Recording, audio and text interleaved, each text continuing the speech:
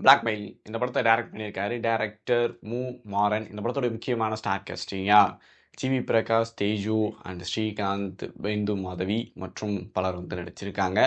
இந்த படத்துக்கு இசையை அமைச்சிருக்காரு சாம் சிஎஸ்.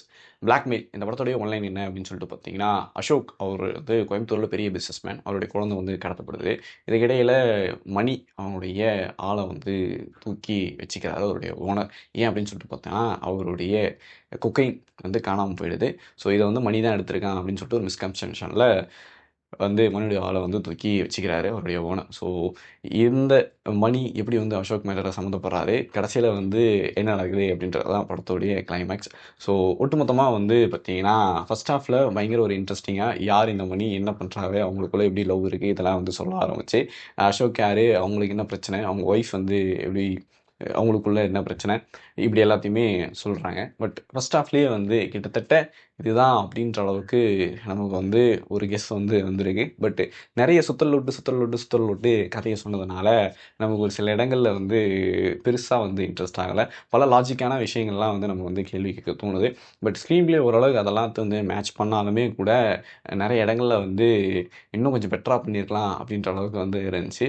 ரொம்ப கஷ்டமான ஒரு விஷயம் என்ன அப்படின்னு சொல்லிட்டு பார்த்தீங்கன்னா, நிறைய சுத்தல் விட்டாங்க. அதனால் வந்து சில இடங்களில் வந்து அப்பா அப்படின்ற மாதிரி ஆயிடுது. பட் ஓவராலாக படத்தை வந்து பார்க்கும்போது ஓகே அப்படின்னான ஒரு படம் தான்.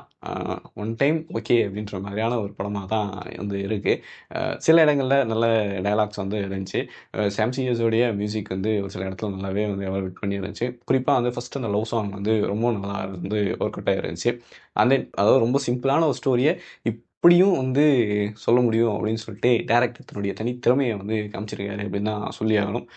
சினிமாட்டோகிராஃபி ஓகே அப்படின்ற அளவுக்கு தான் இருந்துச்சு. ஏன்னா பெரிய அளவுக்கு கதையோட ரைட்டிங்ஸ் இல்லாததுனால இதில் வந்து நம்மளால் அதை இதுன்னு சொல்லிட்டு தனியாக பிரித்து இது பண்ண முடியல. பட் ஒரு 2 மணி நேரத்துக்கு மேலே படம் வந்து கொஞ்சம் எடுத்திருக்காங்க. இது இன்னமும் கொஞ்சம் கிறிஸ்பாக முடிச்சிருந்தா இன்னும் இன்ட்ரெஸ்டிங்கான ஒரு மூவியாக வந்து இருந்திருக்கும் அப்படின்னு சொல்லிட்டு எனக்கு தோணுது. பிளாக்மெயில் பார்த்தவங்களுக்கு படம் எப்படி இருக்குன்னு கீழே வந்து கமெண்ட் பண்ணுங்கள்.